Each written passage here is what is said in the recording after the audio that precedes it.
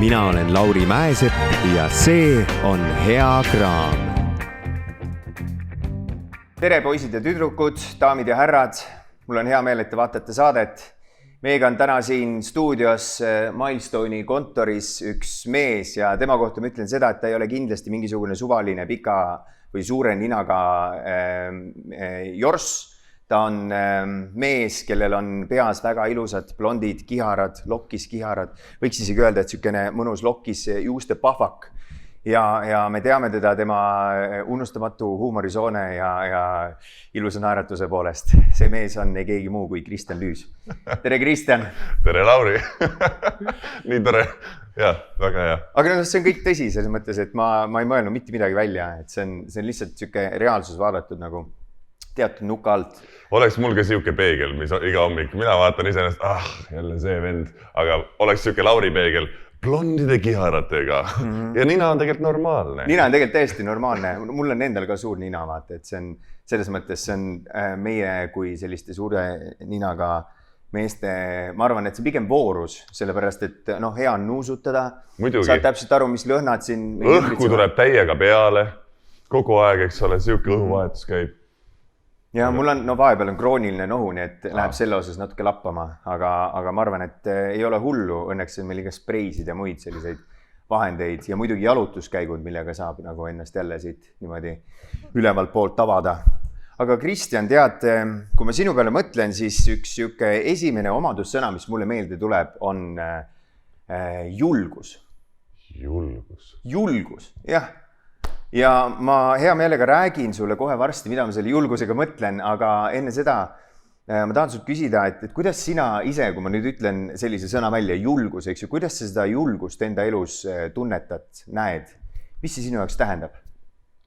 No see on naljakas, et see nagu on mingi asi, mis sul minuga võiks tulla, sest ma ise, keegi ise teise inimese sisse ei näe, aga mul endal on küll siuke tunne, et ma olen kogu aeg pigem siuke nagu natuke arg või kahtlev või siuke nagu alati nagu kahe vahel, mitte väga kindel, aga samas ma arvan, et mingites kohtades ilmselt see julgus on ka nagu kasvanud minus. Või et kuidagi julgus olla mina ise, ma olen seda nagu tunnetanud pärast teatrikooli nagu väga tugevalt, et ma mingid asju juba nagu lihtsalt julgesin väljendada ja kuidagi mingid seisukohti, et kuidas olla ja kuidas olla mingi inimene, kes ma tahan olla ja selles suhtes jah, see ikkagi julgus defineerib väga palju meie elusid.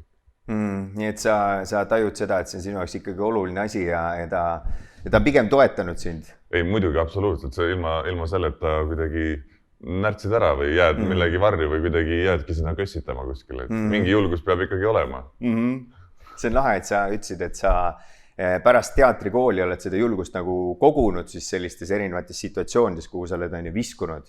Mina näiteks mäletan sind kõige esimesena vaatajatele, kuulajatele ka märkuseks, et me oleme Kristjaniga vanad sõbrad, käisime koos Viljandi Kultuuriakadeemias, oleme kursakaaslased ja sellest ka meie teatud familiaarsust teineteise vastu. Aga kui nüüd mõelda selle peale, et mis esimene moment oli, kus ma nägin Kristjan Lüüsi, siis see toimus kuskil äkki 9 aastat tagasi või umbes nii. Oi, issand, jumal ära ütle nii 9 aastat, mõtle varsti on see 10 käes juba see. Jah, ma tean, et see on päris hull. Aga see oli seal TÜVKA katsetel, näitleja õppetooli katsetel ja see leidis aset nii, et mina olin publikus samal ajal, närveerisin, mõtlesin, mida ma järgmisena teen ala. Ja sina olid laval koos Karl-Edgar Tammiga, meie kursakaaslasega, eks ju.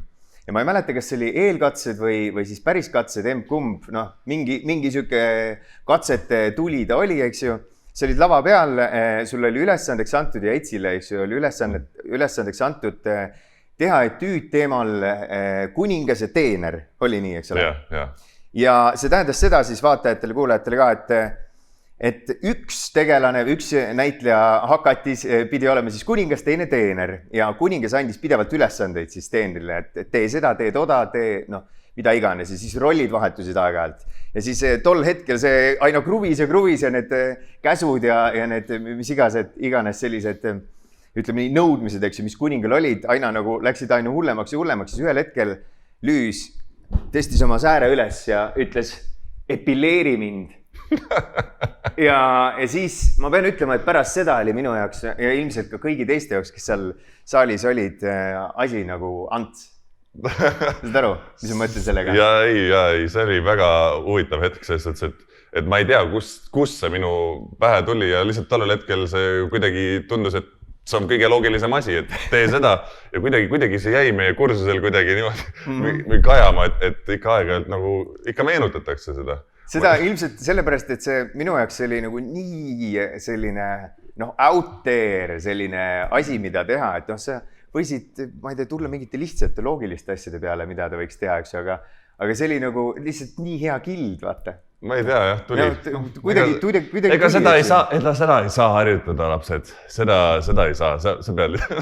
Aga hea point, mida teelt välja tuua, äkki ei saagi. Äkki see huumor ongi siuke asi, mis... Kindlasti saab. Sa saad ikkagi nagu, või vähemalt sa saad tekitada endale hea pinnas, et sul tekivad head ideed ja sa oled nagu siuke nagu hüppevalmis. Et eks sa võid ka olla mingi sündinud humorist, aga kui sa ei anna endale võimalust ja kuidagi niimoodi ära närtsid kuskil, ega sul ei tule ka neid plahvakuid, eks. Ja huvitav asi, mida välja tuua iseenesest, sest ma ütlen, tol hetkel tundus, et esiteks sa olid ilmselt selline lihvimata teemant tol hetkel. Jaa, kindlasti, senimaani ma arvan. Aga tol hetkel oli seda kogemust, selles mõttes veelgi vähem, aga tuli paugust midagi sellist, mis kõigile, karbi niimoodi nagu lahti lõi nii suurelt kui üldse võimalik ja kõigil oli selline tunne, et selle tüübiga saab ilmselt päris lõbus olema ja hästi heas mõttes, selles mõttes, et kõik nägid seda ja ma arvan, et sellest ei olegi vaja kinni jääda, aga seda nagu tore ära märkida, et sellel hetkel ma nägin seda, et ei ole, tol hetkel ma küll ei mõelnud selle peale, aga kui ma nüüd tagasi vaatan, siis ei ole julge hetk ja julge selles mõttes otsus lihtsalt olla siin ja lasta nii-öelda püssil paukuda, eks. Et selles mõttes ma nagu näen, et sa oled seda siin hiljem ka teinud, aga kas sa mäletad seda hetke, mis sa tol hetkel tundsid või? Vaata, tollel hetkel esiteks see katsed ongi siuke nagu täiesti sa lihtsalt üritad anda selles väikses ajaaugus endast parima kogu aeg, eks ole, et vähegi saada sinna kooli ja see oli minu teine katse kooli. Kõigepealt ma üritasin ju lavakasse, siis ei saanud, läksin Viljandisse, üritasin ja lõpuks sain ja ma olen nii õnnelik, et ma sain teiega koos olla. Aga tollesse hetkesse, ega sa ei mõtle tollel hetkel, sa lihtsalt lased kuidagi mingi lõdvestuse pealt, lased aju vabaks ja siis tuleb ja siis oli see ja tegelikult ega see ei olnudki midagi rohkemat, sa isegi nagu, seda ei ole võimalik isegi nagu edasi anda sõnad, et sa lihtsalt pidid seal olema ja siis tollel hetkel see tundus siuke nagu, et issand, et see on geniaalne. Aga ega ma ei kujuta ette, et kõik podcasti kuulajad mingi issand jumal lüüs ütles epileerimine. Ja ma saan aru, muidugi kontekst. Nii kõva põll. Ja tõsi. Eks see on minu jaoks üsna selline isiklikult tajutud. See ongi siuke pigem läbi selle kogemuse väga kiht. Just ja see hetk seal ja need inimesed, kes seal minuga olid, said sellest aru, sellepärast, et naerupahvak oli nagu nii suur ja selline teatud ahetamine, mis seal tekkis, oli nagu äratuntav. Aga kui me nüüd lähme siin selle teatritööga ja selle sinu isikliku, siis ütleks panuste tõstmisega niimoodi natuke edasi, siis hiljuti tuli sul välja Pointiga ja Karl Keremesega koostöös monolavastus. Ja monolavastus või siis see žanri määratus tegelikult on wake up comedy, eks ju. Eestis esmakordselt kasutatud nähtus mu meelest. Et selle nimi on olla või ohkida. Just nimelt. Ja pikalt sa juba mänginud oled? Mul oli esikas septembri lõpus, nii et nüüd saab kuu aega. Enne seda muidugi oli pikk loomisprotsess ja siis publiku katsed ja kõik selles suhtes, et ja nüüd me siis tuuritame nii palju kui võimalik ja senimaani tundub, et on võimalik ja kõik oleb hästi ja nagu kihvt. Eile oli etendus, täna on etendus, siuke asi läheb iga korraga ainult paremaks. Väga lahe, aga miks sa isiklikult otsustasid sellise võime sellest samuti mõelda kui julgustükist, eks ju, et oi, kindlasti, muidugi. Miks sa nagu otsustasid, et ma teen sellise asja ära?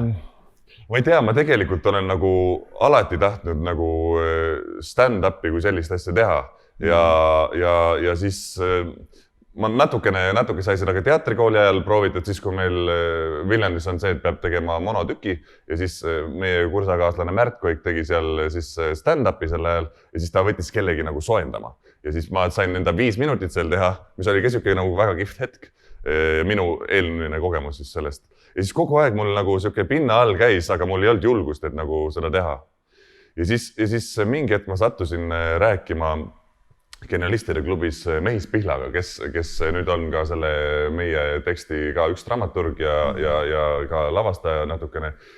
Ja siis ta ütles, et kuule, aga miks sa ei tee nagu Pointiga? Sest Pointil on esiteks, ta teeb seda hästi, tal on see võimekus, ta võtab suured saalid, inimesed kohe näevad sind, pluss Pointil on alati see, et seal peab lisaks olema lisandväärtused mingisugune, et kui sa võtad 1,5 tundi inimest aega, et sa lihtsalt ei tee ha-ha nalja, vaid et seal on ka nagu mingisugune, et mingi mõttetera on juures. Et nagu nad ise nagu ütlevad, et nad üritavad iga korraga maailma paremaks muuta, siukene nagu roosa teema. Aga juba see, kui sa nagu mingi paari asja peale hakkad nagu teistmoodi mõtlema või nagu mingisugune mõte jääb sulle nagu sellest etendusest meelde, see on juba väga hea. Ja niimoodi ta läks ja tähed joondusid ja nüüd ma teen stand-upi ja üksinda olen 100 inimestes. Ma ei tea, tundub väga nagu mõnus koht, kus olla. Kuigi see on iga kord natuke siuke, et tahaks, et hästi läheks, aga iga kord on see niimoodi, et sa pead laskma sellel nagu hästi minna, seepärast, et sa ei saa forssida, sa ei saa hakata etendama. Sa pead olema hetkes suhtlema päriselt, mitte olema näitleja, vaid olema Kristjan laval, kõik siuksed väga uued asjad minu jaoks. Võtta kui lahe. Panid ennast sellisesse olukorda, kus oli keerulisem, kui sul oli enne sinna olukorda astumist, eks ju, ja see teenib tasa ennast. No kindlasti seepärast, et juba läbi selle, et kui ma saan kätte selle, ma arvasin, et see on palju lihtsam, seepärast, et kõik ütlevad, Lüüs, sa on nii naljakas, tee stand-up ja sa oled juba näitleja, kõik on olemas, aga see on niivõrd teistsugune kogemus. See on see, et ma peangi selle näitlejat just maha tõmbama. Ja olemagi nagu mina ise seal, aga läbi selle ma kasvan ka väga palju inimesena ja näitlejana, et see nagu mingi orgaanika ja kohalolu minu meelest, see teisipidi läheb ka nagu teatritöödesse ümber, kuigi ma veel ei ole nüüd teinud teatrit, aga nii palju, kui Mehis Pihla rääkis Tõnis Ninemetsa näitest, et tegelikult see annab mingi siukese asja, et sa oskad pärast laval jälle teistmoodi olla. Et see on nagu väga lahe ja ma seda protsessi tunnen kogu aeg, sest ma olen väga nagu sellest mugavustsoonist väljas. Aga see ongi see koht, vaata, kus see areng tekib. Nii et see on väga lahe. Mul on hea meel, et ma nagu lõpuks teen seda. Et alguses see nõuab nagu siukest käivitusjõudu, eks ju. Aga see on iga uue asjaga nii ju. Muidugi. Et see nagu enne seda, kui sa hüppad sinna sisse, siis ta on nagu kuskil distantsil on ja. Aga kui sa päriselt oled selle asjaga ühenduses selles hetkes, siis ta on siis tegelikult on algus on küll, kuna ta on lihtsalt nii erinev olukord kehale ja mõistusele ja kõigele, siis ta nõuab sellist nagu käima tõmbamise jõudu. Nagu trenni minek. Muidugi. Hakkad trenni tegema, see ei ole mitte kunagi, ma ei tea, jooksmas käinud või jõusaalis käinud ja siis mõtled, et ei tea, kas ma ikka lähen ja kõik see selline nagu ebamugavus, ballast, mingid siuksed automaatmõtted on ja sellest, et positiivne, negatiivne, kas see on ikka hea asi, mida teha ja okei, mõistus saab aru sellest, et trenni teha on hea, aga sa nagu päriselt teed seda on ja siis sa lähed välja, paned tossud jalga, siis juba kõnnid on ja siis on juba tegelikult täiesti loogiline järgmine samm see, et natuke jookseks ka, eks ju. Ja nii edasi ja siis ühel hetkel on see, et sul on meeles see kogemus, samamoodi nagu sul selle stand-upiga, et sul on eelmised etendused meeles ja sul on lihtne võtta nagu varnas see tunne, et okei. Juba see tunne, et see on tegelikult täiesti okei hüpata kuskil uute kohta. See kehal on nagu siuke, mitte harjumine, ma arvan, et see ei ole nagu mingisugune sinu siuke automatism, vaid pigem see on siukene nagu hea tunne, mida jälle kasutada, et siuke julgus vaata, mida sa oled jällegi kogunud, eks ju. Ja just selle automatismi vastu tuleb nagu ise võidelda kogu aeg, et see ei tekiks. Et siis on see asi nagu elav ja siis see sünnib ka päriselt koha peal. Ja see on ka hea, kui see teatris on. Et siis see nagu laval see kõik elab. Just. Mis toob meid tegelikult selle teie tüki temaatika juurde ja Kanemani juurde, eks ju. Et Kaneman, see, me räägime natukene vaatajatele, kuulajatele ka, et kas ta David on ta nimi vist, eks ju? Daniel Kanemal kiireaegne mõtlemine on see. Just kiireaegne mõtlemine ja see tekst ongi selleks lisandväärtuseks, mille abil siis maailma natukene paremaks paigaks teha läbi Pointi. Kuidas te selle ideeni või selle materjalini üldse jõudsite? See on jälle üks nendest raamatutest. See tegelikult selle materjali tõi meie jälle Mehis Pihla.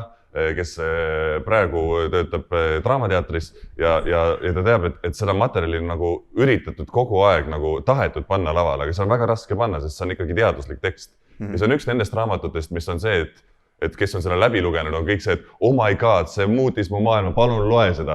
Aga siis on alati nende raamatutega ka, et kui liiga palju nagu surutakse, siis tekib väike trots, et ma nagu ei saa. Aga tõesti, me kõik lugesime selle läbi ja see, kuidas ta nagu, no ta sai Nobeli preemia selle eest. Kuidas ta oma sõbraga lihtsalt seletab sulle ära, kuidas su aju töötab, miks sa mingi hetk väsinuna oled ühtepidi ja mis kontseptsioone su aju üldse suudab nagu haarata ja kõike seda on nii, siin tõesti soovitan seda raamatut. Ja selles suhtes suurepärane stand-up materjal. Seepärast, et võtta sealt see nagu point, kuidas inimesed nagu, kuidas meie kõigi aju töötab, panna sinna mingisugused naljakad näited juurde, veel siuksed, et arvame, et aju on kõik võimas, aga tegelikult, eks ole, ei saa mingite lihtsate asjadega hakkama, unustab, ma ei tea, toavõtmed ukse, et mida iganes, no kõige lollimad asjad, eks ole. Aga kõigest sellest nagu aru saada, seda näha ja seda ära tunda, see on nagu siukene lahe. See on jõle kavalalt valitud materjal, sellepärast, et ajutöö on ju kõigi inimeste jaoks nagu igapäevane töö või igapäevane selline teema, millega me kõik tegeleme siin. Et see on tõesti, see on selles mõttes tänuväärt, et ma olen hiljem ka siin või siin viimase kuskil aasta jooksul palju mõelnud selle peale, et see, kuidas meie mõistus töötab, nagu vajab käsitlemist, sest igapäevaselt koolis, meil ei ole seda õpetatud, seal kuskil keskkoolis, ja igapäevaselt me ei mõtle ka selle peale, tihtipeale siin sellist enda igapäevaste tegevuste ja tööde ja asjade kõrvalt, et see, kes selle ette võtab, see võtab selle ette ja selles mõttes väga lahe, et te võtsite selle ette ja aitasite selle tuua ka teiste inimeste ellu, eks ju, kes lihtsalt ei oma seda aega või seda kogemust sellist teemat käsitleda ja see raamat on päris paks ka, on. No ta on siuke tavaline siuke mingi 400 raamat, et seal ikka on sisu, seal ikka on. Aga kui sa lõpuks nagu võtad selle aja, siis see on seda väärt kindlasti. Aga kas sa võtsid ise selle aja? No muidugi, ma seda peab tegema. Ma pean teadma, millest ma räägin ja kõike seda. No ma üritasin siit praegu lohkuda, aga hakkasegi tegelikult äkki lihtsalt lugesid mehise sõnad maha, aga muidugi materjal enda sisse ja see on ju meile tegelikult sealt Kalju koolkonnast ka ju üsna nagu selgelt. Ja, tugevalt all. Ja. Tööta oma materjaliga mees, siis tead, millest räägid, eks ju. Muidugi. Sisu peab olema. Ainult mööda pealispinda ei ole mõtet nagu niimoodi lutsu lasta. Vist ei ole jah, sõnad muutuvad päris tühiseks sellisel juhul. Jah. Siis on siuke burger, mis on kõigile hea nagu närida. Ma ei tea, kas ma teen nagu ülekohut, kui ma ütlen, et siuke klassikaline popmuusika võib-olla, mis kõigile natuke meeldib, aga mis väga palju nagu ei ütle või samas ütleb ka, et nagu valu, aga teisipidi nagu, et kõigile sobib ja siuke nagu, kerge. Ei ole vaja nagu iga, pärast rasket tööpäeva hakata mingi ma ei tea, panen popi peale. Paned popi peale, hea lihtne asja ajada või paned telku käima. Selles suhtes, et see ei ole midagi halba, aeg-ajalt ongi vaja siukest, lihtsalt paned aju teed puhkama ja kuuled niimoodi, kuidas teed Liis Lemsalu laulab ja ongi väga ilus. Ja, mõnus hääl ja juba paitab ja. Rääkides sisust, ma olen märganud, et sa oled võtnud sõna siin varasemalt seoses ühe sellise sisu või otsusega, mida sa oled võtnud koos Marisega, oma elukaaslasega, eks ju, ja abikaasaga. Ja see otsus on olla oma toitumise ja elustiili juures vegan. Ja see on siuke asi, mille puhul sa oled tegelikult, või te mõlemad olete rääkinud päris pikalt sellest seal ajakirjas vegan, nii et see sisukas vestlus on kindlasti kõigile kuulajatele, vaatajatele kättesaadav interneti vahendusel, ma ise kontrollisin eile järgi, et see nii on. Ja me ei hakka kogu seda vestlust siin nagu lahti võtma, aga paar punkti, kuna see on ikkagi teie poolt välja toodud teema, eks ju, et siis paar punkti ma hea meelega siin välja tooksin. Ja ma tahan küsida seda, et miks see otsus teieni tuli ja miks te selle niimoodi päriselt vastu võtsite? No, kuidas see nagu tuli meie ellu on see, et tegelikult minu abikaasa Maris, tema nagu see sisend oli pigem läbi tervise. sellepärast, et ta väga tugevalt põles lavakoolis, eks ole, läbi, sellepärast, et seal on tohutu nagu töö taga ja null puhkamisaega ja ta on selline perfektsionist ka, nii et põles läbi ja siis nagu läbi selle tervise poole ja hakkas seda väga palju uurima ja läbi selle sain ka mina nagu siukse väga nagu lihtsa stardi sinna maailma. Aga teisipidi, kui nüüd mõelda, siis meile öelda nagu vegan, siis tulevad need karjuvad radikaalid, eks ole, kohe meelde. Ega mulle ka need tüübid eriti meeldi, kes hakkavad kohe nagu niimoodi näppu viibutama ja ütlema, et sina teed valesti, sina teed ja see on mõrv ja see on mõrv. Ei, miks? Come on, sellega me ei jõua mitte kuskile. Ja teine asi, mida tavaliselt on see, et millest kõigest ma pean ilma jääma. Aga tänapäeva maailmas, kus me praegu elame, see on pigem võimalus elada eetilisemat ja vägivalla vabamat elu. Vähemalt see on, ja iga asi nagu selle suunas on juba parem. Selles ütles, et kui sa juba 3 korda päevas ei söö liha, vaid sööd 1 kord päevas, see on juba vähem liha tarbimine. Selles ütles, et mingi hetk ma sain aru, et me ju ootame, et kogu aeg tuleks, ma ei tea, riigi tasandilt mingid siuksed otsused, et nüüd teeme seaduse, et me oleme kõik head. Nüüd me enam neid halba asju ei tee.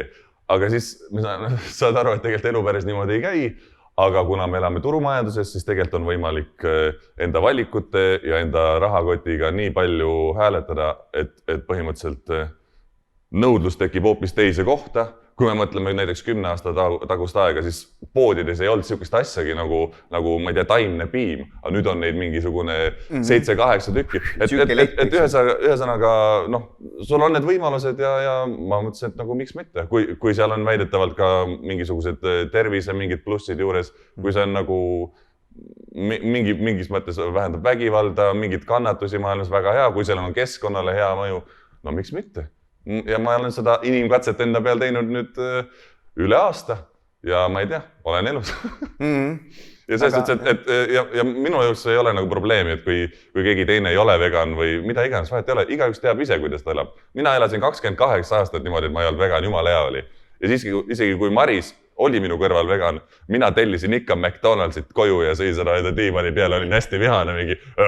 Aga samas enda sees ma sain aru, et tegelikult ma tahaksin ka kuidagi nagu teistmoodi elada ja ma tahaks teha neid valikuid ja see tundus mulle nii kuidagi ületamatu raskus, aga kuidagi, kui ma juba võtsin selle julguse, et seda proovida, siis tegelikult see ebamugavustunne läks nagu mingi paari nädalaga üle ja nüüd ma lihtsalt vaatan juba elu nii loomulikult teistmoodi, et minu jaoks ei olegi nagu mingisugune nagu pitsitav koht. Ja hästi kokku võetud, et sa tõid põhimõtteliselt praegu selle põhjusega välja nagu päris mitu sellist levelit, eks ju. Üks on selline ühiskondlik mõte, kus kohas me tõesti saame, eks ju, teha neid, võtta vastu otsuseid ja vastutada siis enda rahakotiga ja enda tegudega. Ja siis ja see omakorda ju toetab seda kogu seda laiemat pilti ja mõjutab hästi palju. See meie väike otsus juba see, et sa siin sellest räägid, tõenäoliselt kellegi kõrv läheb natuke rohkem kikki sel teemal ja võib-olla mõtleb ka korraks selle peale, et ei tea, et äkki nagu ei oleks halb eksperiment, on ju. Proovida võib alati, mis siin kaotada. Proovida võib alati, muidugi. Ja teine pool on see selline isiklik tervise pool. Ja see isiklik tervise pool on selles mõttes hästi, ma tunnen, et see on siuke asi, milleni inimesed jõuavad ühel hetkel. See on hästi individuaalne ka. See on hästi individuaalne. Ja kõigil ei sobigi, see on jumala fine. Ja, et jõuavad kas siis nagu veganluseni, eks ju, läbi sellise nagu iseenda tervise või iseenda süsteemi tunnetuse, on ju, kas veganluseni või mingisuguse kas või lihateedi. Mina näiteks söön vastukaaluks hästi palju liha ja head liha, eks ju, aga selles mõttes ma ei söö näiteks suhkrut ja sellepärast, et minu puhul on see suhkur, piim ja nisu on 3 sellist asja, mis tõmbavad vaiba kohe jalga alt ära ja ma lihtsalt, ei tee seda, aga sama... Ja ega vaata lihal on ka vahe, et selles suhtes, et sina elad talus ja see liha on kõvasti nagu eetilisem kui see factory farming, kus need loomad elavadki siukses, eks ole, ühesõnaga kogu seda jubedust, kes tahab jumala eest guugeldage, mina ei taha. Aga et juba see, et kus kohast sinu liha tuleb, juba see on, eks ole, minu meelest juba mingi algus selles suhtes, et jumala eest. söö seda liha. Peaasi, et sul on endal niisugune jõudu ja rammu ja mees peab ju liha sööma. aga tegelikult ei pea, ma arvan. Aga ma arvan, et selle lihtsalt puhtalt ma endast pikalt ei taha rääkida, aga ma toon välja selle momendi, et ma ei mäleta, kes see nüüd täpselt oli, keegi tark mees tegelane, kes ütles välja sellise lause, et inimene sööb vastavalt enda eesmärkidele. Noh, tõesti, sa tõid välja selle, et ma elan talus ja seal talus on vaja füüsilist jõudu, no tohutult palju. No tee puid, too puid, muretse, ma ei tea, kanade eest, too kanadele põhku, eks ju, kuskilt teiselt poolt. Vea kive, vea mulda, noh, seal on neid lõhuahi välja vajast, eks ju, ehita sinna, tassi sinna uus ahi paika, mis kaalub 150 kilo, et seal on nagu selliseid kihte, mis eeldavad lihtsalt füüsiliselt sellist nagu rammu ja ma olen märganud, et sellist füüsilist rammu ma olen senimaani kõige paremini saanud palju head liha süües, just head liha süües, mitte tõesti mingisugust odavat sellist factory farming siga süües või nii, et just ongi täpselt metsas kütitud, naabri poolt kütitud metskits näiteks jahihooajal, no. Tuttavast relvast. Sõbra relvast. Sõbra püssist maha tukitud. Aga selles mõttes ma ütlen, et ma kindlasti ei sulgeks teed veganluse nii-öelda osas, sellepärast, et see kindlasti sobib paljudele inimestele paremini kui teistele, ühtedele paremini kui teistele, aga sellel kogemusel on kindlasti kõigile midagi anda, kas või eksperimendi mõttes. Absoluutselt. Sa mainisid seal vegan ajakirjas sellist momenti, et sinust sai põhimõtteliselt läbi selle veganluse eksperimendi toitumisnõustaja või noh, mitte nagu avalikkusele toitumisnõustaja, aga praktiliselt toitumisnõustaja ja keskkonnaspetsialist. Mis sa sellega mõtlesid? Ei no, tähendab, kohe kui sa ütled, et sa oled vegan või mingi värk, siis inimestel on 0-100 kohe niisugune kaitse. Kas see väljendub selles, et tuleb kohe mainida, et mina ei suudaks kunagi ilma lihata olla. Või siis on see, et hakatakse kohe, oota, kus sa oma proteiini saad, kus sa oma valku saad, kõik sellised asjad. Ja siis ma lihtsalt tean, et ega ma ei mõelnud kunagi, kas ma saan nagu varasemas elus, kas ma saan kõiki enda mingid vitamiine ja aineid kätte. Aga lihtsalt teades, et süües siukest nagu dieeti, sul on oht, et kui sa ei söö nagu mitmekesist toitu, siis võib sul tekkida mingisugune ainepuudujääk, nii et sa pead teadlikult toituma. Ja selles suhtes sa saadki teada, et kus sa mingit asja saad, juba sa oledki nagu selles suhtes nagu toitumisteadlane, sest sa pead reaalselt nagu teada saama, et ahah, joodi ma saan siit, seda ma saan siit ja kõik on tegelikult väga loogiliselt olemas aega, lihtsalt sööd neid ja sööd neid asju ja keskkonnateadlane samamoodi, sest millegi pärast ma muidugi ei lasku juba mingi pool aastat tavaliselt nendesse dialoogidesse, aga kohe, kui tekib see, et sa oled vegan, inimesed hakkavad kohe siin pommitama nende kõige tavalisemate küsimustega ja siis sa pead nagu automaatselt juba oskama ennast kaitsta või kuidagi nagu niimoodi, et see kuidagi on, kes on vegan, ta teab, see on tema igapäev. Ja siis sul ongi need faktinimistud, et aga kas sa tead, et palju vett läheb selle peale. No see on põhimõtteliselt, sa lihtsalt, kuna sa ise enda jaoks nagu selle materjali nagu läbi töötanud, sest sa tead, et mille pärast sa seda teed, eks ole, mis on need mõjud ühele või teisele või kolmandale asjale siin maailmas, siis sa kuidagi see teadlikkus lihtsalt tõuseb ja siis sa oled nagu ühel hetkel jõuad just sellisel tasandile. No jah. Aga samas ma pean ütlema, et mul oli ka 2 kuud vist või natuke pikemalt oli kunagi see veganluse kogemus endal ja ma ilmselt ei olnud nii teadlik tol hetkel, et ma oleksin ennast poputanud sinna tasandile läbi teadmiste, et ma päriselt asja tunnen, et ma mõtleks kõigi nende joodide asjade peale. Minu kogemus oli selles mõttes negatiivne, et ma olin vegan, aga ma olin selles mõttes kehv vegan, et ma kaotasin hästi palju lihaseid ja seetõttu, kuna mul oli vaja lihaseid, siis ma nagu sain sellest aru, et ei ole vist minu jaoks, tegin selle järelduse kiirelt ära, eks ju, kuigi. Mul oli selles suhtes väga lihtne, kuna Maris, minu abikaasa, lihtsalt seda nii entusiastlikult uuris kõike, siis mina sain seda juba nagu läbi hekseldatud nagu infot nii palju kergemalt kätte, et mul on lihtsalt see, et ma küsisin tema käest, et kuule, kuidas ma seda saan? Siit või et vaata neid videosid, et need on head videod, eks ole, et selles suhtes oli tõesti väga palju lihtsam. Ja muidugi asi on nagu see, et muidugi taimne päritolu toit on kalorivaesem. Kindlasti sa pead rohkem sööma, et saada samad kalorid täis. aga teisipidi mul on kuidagi olnud see, et kui ma teen nagu sellise suure kausitäie, eks ole, sööki, söön selle ära, mul kuidagi ei ole seda tunnet, et ma nüüd, ma läheks nüüd tuttu korraks lähen seedima, vaid et kuidagi nagu seda energiat on nagu kuidagi kergem on olla. Aga jah, see, et sa pead ikkagi rohkem sööma ja sa pead teadma, mida sa sööd, et kus sa mingid asjad ikka kätte saad. Alguses tundubki see vist kõige nagu keerulisem. Aga noh, ma ei tea, väga kiiresti harjub ära sellega, ma kuidagi praegu praktiliselt ei mõtlegi sellele enam. Ma lihtsalt tean juba nagu, mida ma enam-vähem pean sööma päeva jooksul. Vaata kui lahe, enne seda sul ei olnud sükst kogemus, sükst teadlikkust, eks ju? Enne seda mingi kõhtüvi võtad purksi, kõkkõkkõkkõini. No ma mäletan, põhiasi, mida ma sõin ju teatrikoolis mingitel pausidel, meil oli kõrval seal see Selver, ma läksin, ostsin need suured kananagitsa, selle mingisuguse poolekilose paki, kodujuustu ja siis need nagitsad panin sinna mikrolaine ahju, siis see karp sulas seal pooleldi ära, aga need nagitsad olid nagu vähemalt soojad ja siis ma sõin neid korda mööda ja olin nagu väga rõõmus. No ma ei tea, see suhtes, et tore. Aga Lüüs, enam te oma perega kananagitsaid ei söö ja nagu ma aru sain, siis sul läks päris hästi, et sa vist väga palju lugema ei pidanud, et Maris tegi selle töö sinu eest ära, eks ju? No vähemalt sellest kõige suuremast nagu asjast ta sumpas läbi, et no ikka midagi pidi lugema, midagi pidi vaatama läbi, aga no see on köökimöki. Oli köökimöki, on ju.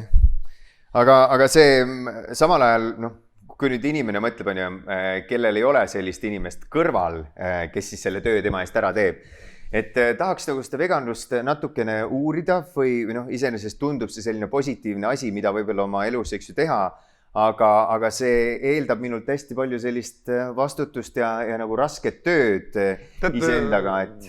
See on see tunne, aga kui see vähegi nagu süvenedasse, siis näiteks isegi ma tean, et tehakse neid taimetoidu väljakutseid, kus põhimõtteliselt sul on kõrval inimene, kes sind nõustab, sa saad iga päev mingisugused retsepte asju, et see on tegelikult tänapäeval nii lihtsaks tehtud, et see on pigem lihtsalt siuke enda sees ära otsustamise asi.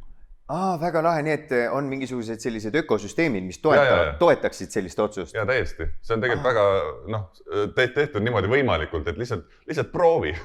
Aga tavaliselt inimesed on niimoodi, ma ei viitsi. Aga see ongi fine. No, tead, igast asjadega energiat läheb niikuinii igale poole, et siis võib-olla ei peagi vajalikuks. Aga samas, kui meil on see võimalus otsustada, eks ju, lihtne on muidugi minna seda teed, et ümberringi kõik söövad purksi, ma ei viitsi vastutada, ma ei viitsi midagi siin muuta, kõik on enam-vähem okidoki, aga samal ajal, kui eksperimenteerida, siis nagu sina ütlesid, tekkis selline teatud tunnetus ja arusaamine sellest, kuidas toit minul üldse mõjub. Oi, saad aru, see, et igal pool süüakse purksi, mina ei saa, issand, nii palju, kõik see rämpstoit on ka vegan versioonina olemas ja ma alguses mõtlesin, et nüüd ma kindlasti, kuna kaloraaž on väiksem, et nüüd ma ei võta juurde. Kui ma avastasin vegan rämpstoidu, ma pidin ikka hakkama trenni minema, sest kõik vegan pitsad, kõik samad värgid ikka, oi, kui võrus. Okei, aga see selleks vahet ei ole. Aga süveneda tasub, jah? Muidugi, igas asjas tasub ikka süveneda ka. Sest muidugi väga lihtne on elada, eks ole niimoodi, et sa lihtsalt, mis toimub, aga kui sa ikkagi teadlikult midagi teed, see on ikka teine kvaliteet arvule.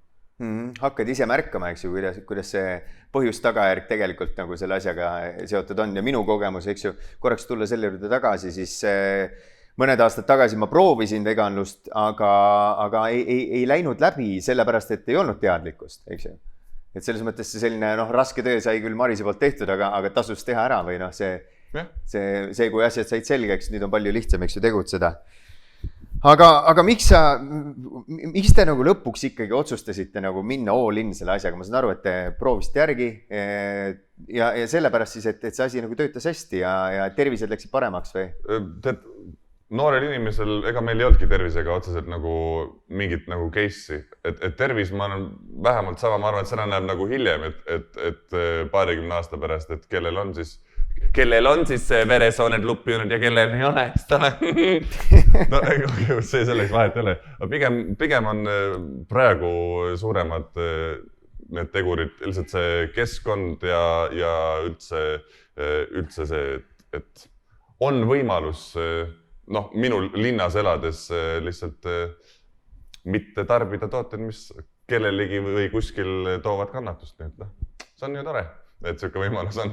Mul on isegi need saapad on mingist seenest tehtud või mina ei tea, isegi see on nagu mingi vegan saapad, saad aru, mul on isegi jope, mis on tehtud nagu full on nagu mingitest taimedest. See on hämmastav, mis tänapäeval on võimalik sellest, et ma ei peagi nagu mingit rotti ära tapma, et mul oleks siin kõrvane, vaid et see tehakse lihtsalt nagu, ma ei tea, mingist kolmandast asjast. See on ülihea, sest ma just eelmine aasta pidin, see oli rotte ära tapma sellepärast, et endale normaalset kraet saada, et talvekasukale.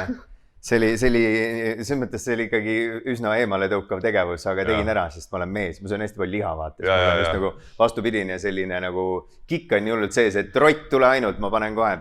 Ja. Lapse vaatavad, me saime uued kassid, Lauri on, mis asja, uued sokid. Esimene mõte on alati see. Ja kohe, kui ma näen mingisugust nunnut looma, siis ma kohe mõtlen selle peale, et tahaks burgeri teha. Tahaks midagi temast. Ja kusjuures me võtsime just jänese, ma ei ole liikmetele veel rääkinud sellest. Vähemalt võitmehoidjad, sealt saab neid ikka päris palju. Ma mõtlesin auto selle rooli käepideme peale, vaata. Aga ma ei ole sellest neile rääkinud ja ma ilmselt ei räägi ka ja need ilmselt ei vaata seda saadet ka, nii et ja kui vaatate, siis te ei kuulnud ega näinud, mis ma just ütlesin. Ei no, pigem on see, et ära ütle ja siis kunagi, kui sõidad lastega autoga, siis on, tahad jännule pai teha või? Tee roolile niimoodi. Lihtsalt kui rõlge mõte. See on rõlge mõte, jaa, aga tegelikult ma ei tee seda ilmselgelt ja ma pean ütlema, et kui ma söön liha, siis ma ei mõtle tõesti selle peale, et see loom kannatas tol hetkel. Ei no muidugi, aga see ongi ju, sellega nimel ongi ju miljoneid ju kulutatud firmade poolt, et see oleks võimalikult nagu eesriiete taga. Piimapakil lehmad naeratavad, nagitsapakil on väga rõõmsad kanad, kõik on ju väga tore. Õige. See paneb korraks nagu pausetama ja selles mõttes eks saab järele mõelda pärast tänast vestlust kindlasti rohkem kui tavapäraselt. See on see aja ja otsustuse küsimus. Et kas me nagu võtame ette ja mõtleme päriselt läbi, et kus kohast see tuleb või mis selle taga on, eks ju. Me lähme natuke emotsionaalseks korraks. Eks ikka, see puudutab igaüks sööb ju, igaüks tarnib ju. Ja, aga samal ajal see emotsionaalselt ei puuduta igaühte, sellepärast, et see on meie enda otsus, kuhu poole me vaatame. Ja, seda ka. Et kui meie peast ei käi kordagi läbi see tehe, mis korraks meil just läbi käis siin, eks ju, et selle taga on reaalselt loom, kes tunneb emotsioone, sellepärast, et lehmad on väga emotsionaalselt intelligentsed olevused, eks. Oi, absoluutselt. Aga see on jälle see lõputu teema, vaata, see läheb alati. Ja see... Inglid. Tegelikult ei ole inglid, aga see rong, mis just praegu mööda sõitis, ikkagi oli hea märk selleks, et... Hea punkt. Hea punkt sellele teemale. Ja ma arvan, et sellesse teemasse kindlasti tasub vaadata ja kas või nagu huvi mõttes. Selles mõttes, et ma saan aru, su tunnetus on nagu selles mõttes väga tervislik selle teema käsitlemise juures, et sa ei forseeri ja sa ei suru ja sa ei sunni, vaata. Ja tegelikult see on selles mõttes selline nagu teatud suhe, mis laseb mul ka nagu huvi tunda selle teema vastu. Ei no, seda on lihtsalt näha, et kohe, kui sa nagu forsid, siis inimesed lähevad kaitsesse ja pigem on see, et juba pannakse klapid pähe, aga näiteks ma nägin paar teatriprojekti oli tagasi, kui ma tegin Gerda Kordemetsaga Apollo teatris seda Püksid maha, siis no juba see, et ma ise näiteks kasutasin seda taaskasutatavat kohvitopsi.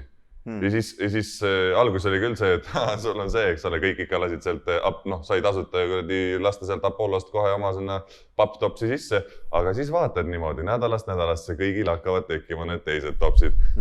Hakkavad ka mõtlema, et tegelikult miks mitte, ma nii kogu aeg joon, ei ole vaja seda lisaprügi kogu aeg.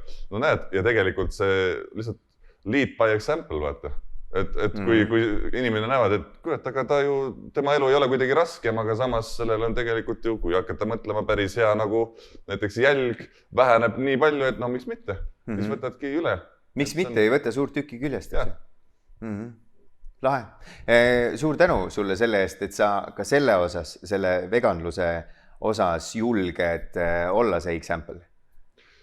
No tegelikult ma lihtsalt elan oma elu, aga noh, kuna ma olen sellises positsioonis, et ma olen näitleja ja siis inimesed nagu vahivad Instagramis ka, et jälle see lokkidega vend pani midagi, et noh, siis tekib natuke siuke tunne ka, et no äkki ma siis pean olema nagu mingisugune pigem positiivse meeskuju ja mis asi on üldse positiivne, see on nii subjektiivne. No ühesõnaga.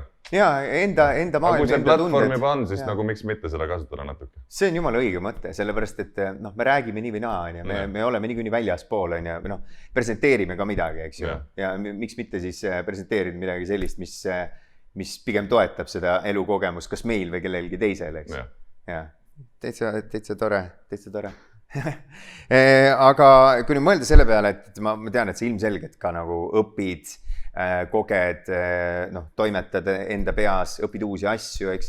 Et selle osas, mis vormis sa tavaliselt õpid? Ma saan aru, et noh, kui puudutada puhtalt seda veganluse teemat korraks veel, et siis selle juures sa kuulad Mariselt, saadud informatsiooni ja lisaks ka võib-olla vaatad mingeid videosi, mida ta soovitas, aga mida sa veel välja tooksid? Mis need sellised põhiõppimisvormid sul on, kas sa loed või? Tegelikult lugemine on mul alati olnud siuke nagu proovikivi, seepärast, et ma ei ole harjunud olnud, ma noorena väga palju ei lugenud ja tänapäeval on kogu see, et sul on see telefoni tellis käes ja sul tuleb see dopamiin nagu kohe see dopamiin iga asjaga tuleb ja kohe, kui mingi paari sekundiga ei ole asi huvitav, sa juba scrollid järgmise asja. Mingi hetk ma sain teada siukse fakti, et mingi 50ndatel oli inimese nagu tähelepanu, see attention span oli nagu üle minuti natukene, mis tundubki nagu süvenemise mõttes nagu raamat on nagu ideaalne asi, mida siis inimesed nagu neelasid, eks ole. Aga nüüd on see vähenenud 10 sekundi peale. Et kui sul jälle 10 sekundiga juba nagu huvitav ja kui su aju on saanud nagu dopamiini nii palju harjunud saama, siis ega aju sa pead rämedalt motiveerima, et ta teeks mingit siukest asja nagu raamatu lugemine näiteks, seepärast, et see nagu dopamiin, mis sa saad lõpuks sellest, see on liiga pikk aeg tema jaoks juba. Ta on saanud selle Instagrami ja TikTokiga juba niimoodi, et sa põhimõtteliselt teed endale karuteene sellega. Et selles suhtes nagu lugemine on kindlasti palju raskem ja ma üldse ei välista seda, kellele see nagu sobib, see on väga hea. Mina väga palju olen lihtsalt saanud näiteks YouTube'ist. Lihtsalt paned sisse mingi teema ja juba on mingi 100 inimest, kes selle sulle lihtsalt läbi räägivad ja teinekord või siis mingid podcastid samamoodi, eks ole, jooksed või teed trenni või lähed tööle, paned lihtsalt kõrva ja juba kuuled ja juba on hästi, eks ole. Et ei pea eraldi nagu aega võtma, aga teinekord on lihtsalt nagu mõnus lugeda ka. Et see on jälle mingi omamoodi, võib-olla see on siuke mingi romantiline pool sellest, et nüüd ma loen, võtan mingi tee ka kõrvale ja siis see on nagu siuke hubane. Aga noh, jälle see, et mis kellelegi sobib, mis kellelegi eluga nagu haakub panemini. Jah, sest võimalusi on palju, eks ju? Muidugi, tänapäeval eriti. Tänapäev, kõva päev. Aga noh, see sõltub ka, kus sa ikkagi elad, selles suhtes, et nagu noh, jah. Noh, meil seal maal ei ole ju, noh. Meil ei ole internetti. Nii palju mõnusam. Kui sa elad nagu linnas, siis maal on just see, et sa nagu palju rahulikum, väärtused nagu lähevad õigesse kohta, ei õpi. Mulle meeldib 50-50. Selles mõttes maal linnas kordamööda olla. Et see tempo, mis siin on tõesti tempokam. Ja maal on jällegi seda ruumi nagu selgelt mõelda, seeläbi nagu rohkem, aga samal ajal sellist nagu teatud põnevust, mis tuleb sellest, et ma tulen sinuga, eks ju, siia one-on-one on ja seda ma ei saa seal kodus, ma võin video teel küll sinuga suhelda või helistada sulle, aga nii hea on inimest näha ja nagu päriselt koos mõelda ja tegutseda, nuputada ja mängida, eks ju. Et selles mõttes ma arvan, et mõlemad pooled on hästi nagu mõnusad ja kui neid saab, on siuke luksus. Ma just mõtlen, et see on ikka hea luksus, et sa saad nagu mõlemat maailma. Jah, et on inimesed minu ümber seda võimaldanud ja toetanud seda minu otsust ja meie pere otsuseid samamoodi, eks ju. Et see koostöö on jälle nagu selles mõttes hästi oluline key moment selle juures. Aga kui nüüd mõelda korraks nagu mingite raamatute peale, aga võib-olla mingite videote või teemade peale, kas sa oskad midagi soovitada inimestele, midagi välja tuua, mis võiks olla korraks nagu siukest zoom-inni väärt? Tead. Kui inimesed nagu küsivad, et mis raamatut sa soovitaksid, siis ma pean olema katkine grammofoniplaat. Siis kui teatrikooli ajal sina ja Karl Edgar ja Sander Rebane, te lugesite seda tolle siin ja praegu. Saad aru? Ja siis te olite ka see, et kuidagi, ma sain aru, et te olete mingil teisel levelil ja teil oli kõik nagu mingi maailm nagu loksus paika ja ma olin kuidagi nagu nii, et oh my god, mis see on? Ja siis ma lõpuks lugesin ka seda raamatut ja see on reaalselt raamat, mis on nagu muutnud minu elu. Seepärast, et mis nagu, ma sain teadlikuks, et näiteks kogu see mõttevoog, mis kogu aeg on, see on automaatne, eks ole, ja me ise hakkame, mul oli näiteks teatrikooli ajal kogu aeg siukene asi, et ma kartsin, et kui ma tulen nagu teatrikooli, siis kõik hakkavad näiteks mingit nalja tegema minu üle või kuidagi hakkasin mingit genereerima ise mingit siukest nagu mingit mürgist toksilist asja, et kõik hakkavad, ma ei tea, mõnitama või tegema midagi. Ja siis, kui ma selle raamatu lugesin läbi, ma sain aru, et aga seda ei ole olemas. Ma ise praegu genereerin seda tegelikult ja siis, kui ma genereerin selle ära, lähen sinna keskkonda, siis ma olen juba kõigi vastu nagu niimoodi pooleldi pinges ja siis see võibki tekkida. Aga tegelikult see ei ole olemas, see on ainult minu mõte, selle ma teadvustan seda, see läheb ära ja tegelikult ma olen nii palju ärevust on minu elust kadunud, mingid siuksed asjad, et Eckhart Tolle see ma ei tea, mis see päris... Kohaloleku jõud on see eesti keeles. Jah, et seda ma olen kõigile soovitanud, isegi mu ema ja kõik inimesed, nagu, kes on selle nagu läbi lugenud, need on nagu, sa näed mingit kvalitatiivset nagu muutust nende eludes ja kuidagi vaimselt nagu kuidagi rahulikumad inimesed. See on mingi raamat. Just hiljuti võtsin selle audiobooki versiooni ette. Aeg-ajalt ikka ununevad ka sellised... Ei, muidugi see tuleb ka aeg-ajalt jälle üle nagu... Siuke tsirkulatsioon ta nagu on, jah. Ma peaks jälle uuesti üle lugema selle, sest ma kujutan ette, et nagu praegu on see, et ma olen seda juba lugenud, aga samas ma kujutan ette, et ma olen juba mingitesse vanadesse radadesse jälle tagasi kukkunud mõnes asjas, et tegelikult võib-olla seda teadvustamist ja nagu seda uuesti peale nagu võtta ja uuesti harjutada, see on hea.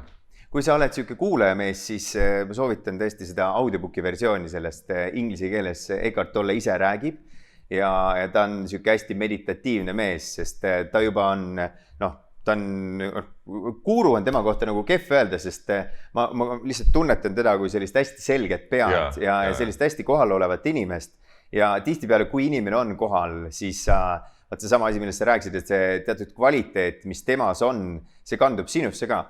Ja selles mõttes on hea sellist materjali nagu tarbida või sisse võtta läbi sellise inimese, kes hoiab seda materjali tegelikult nagu nii-öelda in action ka. Ja, kes elabki läbi selle täpselt. Ja ma tean, mul abikaasa hästi palju on kuulanud Eckhart Tollet ja Mojisid ja kõiki neid, kes nagu just nende nagu loenguid ka, et see nagu see on ka siuke mõnus, meditatiivne. Ühesõnaga seda soovitaksin. Pika jutu lühike mõte, et võite seda vaadata. Miskit lahedat veel? Ma ei tea, nüüd ma ei oskagi öelda. Ega ei pea. Mida soovitada? Teine raamat ongi väga hea, on see kiire aeglane mõtlemine. Samamoodi jälle hoopis teise nurga alt jälle sa saad oma ajust aru ja kuidas sa nagu maailmasse suhtud ja jälle avab mingisugust teadlikkuse nagu aspekte, kuidas nagu saada aru, miks sa niimoodi käitud ja võib-olla just seda nagu teha paremaid valikuid nendes uute tööriistadega, mis see sulle annab. See on jälle lahe. Need on need kaks. Võib-olla siis. Mis kolmas oleks? Ma ei tea. Kolmandat ei pea olema, aga see Kahneman on lahe. Ja ma arvan, et samamoodi nagu tõid Tolle juures välja selle, et ta ju annab ka loenguid ja Moji, eks ju, samamoodi annab loenguid. Kahnemani puhul on ju samamoodi, et ta on andnud mingisuguseid loenguid näiteks Google'is või kuskil mujal tähtsatele või vähem tähtsatele või inimestele üle maailma, eks ju. Ja me saame kuulata neid samu loenguid ka, et kui see lugemine ei suju, siis tänapäeval on need vahendid nii lahedad ja nii sellised eri vormides, eks ju, et vastavalt sellele meie maitsele, vormi maitsele, et saame teda ka kuulata ja seepidi tutvuda selle materjaliga ja lisaks muidugi saab tulla sinu tükki vaatama. Sest see võimalus veel on ja loodetavasti see võimalus on võimalikult pikka aega ja üle Eesti, eks ole, te mängite seda veel erinevais paigus. Ja ma kindlasti tulen ise ka vaatama. Mul lipsas just hiljuti üks võimalus käest ära, kus ma oleks peaaegu tulnud, aga nüüd ma tulen ka. Sellepärast, et see tekst on tõesti jõle põnev ja see mõte on põnev ja sind seal selles kordamööda sellise humoorika stand-up'i vormis ja samal ajal sellist nagu põnevat tõsist, võrdlemisi sellist sisukat materjali käsitledes. Ei, see ongi ideaalne koht, kus sihukese materjaliga üldse nagu flirtida või teha, et see on tegelikult, sa saad nagu need mõtted kätte, aga läbi selle õdestuse, et sul on naljakas ja tore olla ka. Ja siis sa nagu selle kõrvad, et jah, tõsi, see vist on niimoodi. Et sealt nagu see tuleb nagu palju kergemini kui see, et nüüd ma hakkan lugema. Nii et... No, et jah, seal see on... Sul on lihtsalt nii mõnus hääl. Sellest ei ole rääkinud. Padasõimab katelt on siin. Aga see... nii tore. See padasõimab katelt.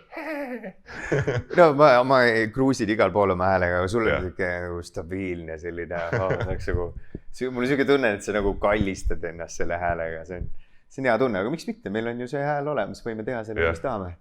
See on nii tore, kui vahepeal mingite uute tuttavatega oled näiteks mingisugusel pingil, mis ei ole nagu polsterdatud või näiteks mingi puupingil ja siis räägid ja siis nad on mingi, oot, mis see oli?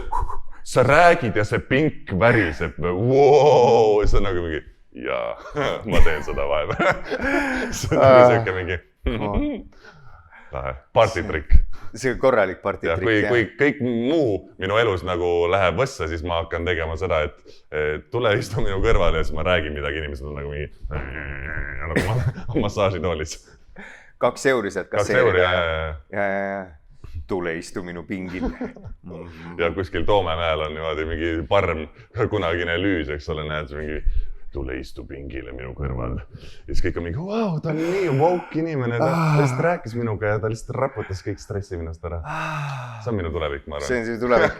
Nii et treeni seda oskust, siis ta vibreerib ilmselt jõulisemalt ka, et ühel hetkel on tõesti tunne nii... Kahjuks mina seda ei tunne, vaata, sest see on nagu... See on ja sa vibreeridki lihtsalt nii võimsalt. See on nagu see, et ise ennast ei ole võimalik kõditada, siis ma nagu ei tunne ise seda vibratsiooni. Sinuga koos elada oleks kindlasti tõeline nauding. Ja koerad lähevad igal pool närvilised, mingi, mis toimub, eks ole? Ma ei rääkinud koertest, ma rääkisin vastassugu poolest. Aga okei, sest me pikemalt siinkohal ei räägi. See on Heliseftoni podcast, no selge. See korraks läks sinna lainesse küll, aga tead, mees, suurepärane vestlus, aga me oleme jõudnud viimase küsimuseni.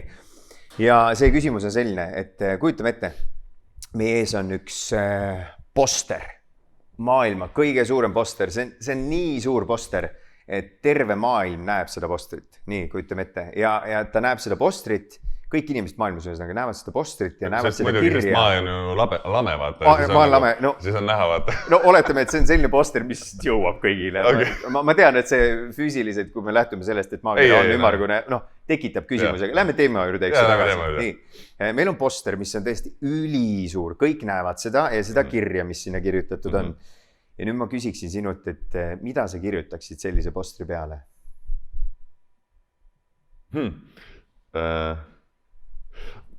No vaat, see on jälle mingi liiga palju vastutust, liiga palju. Ma ei tea, esimese asjana mul tuli kohe siuke, ma viimati sattusin ühe Moji video peale, kus ta põhimõtteliselt ütles midagi sellist. Et lühem versioon on sellest, et kui mul on leib ja ma teen selle pooleks ja ma annan pool sulle, siis mul on pool leiba ja sul on pool leiba. Aga kui ma annan kogu oma armastuse sulle, siis mul on ikka kogu minu armastus alles. Nii et minu meelest see on nagu nii ilus mõte, et tegelikult sa võidki maailma kuidagi niimoodi suhtuda, et sa lihtsalt annad enda armastust ja see pigem nagu muutub suuremaks ja paremaks, kui see, et sa nagu annad justkui endast midagi ära. Et see kuidagi mind nagu kõnetas ja ma mõtlesin, et lasta siis olla sellel postril ka. Pole üldse paha, sest kui see kohale jõuab inimestele, siis see pilt on võrdlemisi külluslik. No tahaks loota, jah. Ma katsun selle postri nagu ära vormistada. Hakkame otsast printima ja küll ta kunagi. Ja ainult, et siis peab vahepeal selle maakera kuidagi lamedaks lööma, et kõik seda näeksid ikka. Tuleviku maakera, see on suurepärane, see on kõigile, jah. See on tuleviku muusika. Aga õnneks see maakera digitaalses mõttes ongi lame. Ja internet jõuab ilusti kõigini. Või nojah. Või peaaegu kõigini. Kuule, kas Lüüs, suur tänu sulle, et sa tulid. Lahedad teemad, lahedad lokid, ülilahedad lokid. Lahe pusa, sellest me ei rääkinudki, aga lahe pusa. ja no tänan kutsumast. Teie pärast tegin need lokid, selles suhtes, see on eksklusiivne. seda ma muidugi... Mul ei ole kunagi siukseid lokke olnud. Mul on teistsugused lokid olnud, aga ma täna käisin duši all ja nad läksid jälle omamoodi lokki, nii et... Kusjuures jah, tavaliselt sul on sellised Kalevipoja lained, aga täna sul on sellised võrratud lokid, mida sa näitad meie publikule samuti, kes te olete seal teisel pool kaamerat ja ekraani. Aitäh, et olite siin oma fookusega. Aitäh, et kuulasite, mis meil teile anda oli. Näeme, kuuleme varsti jälle. Tšau. Tšau. Tšau.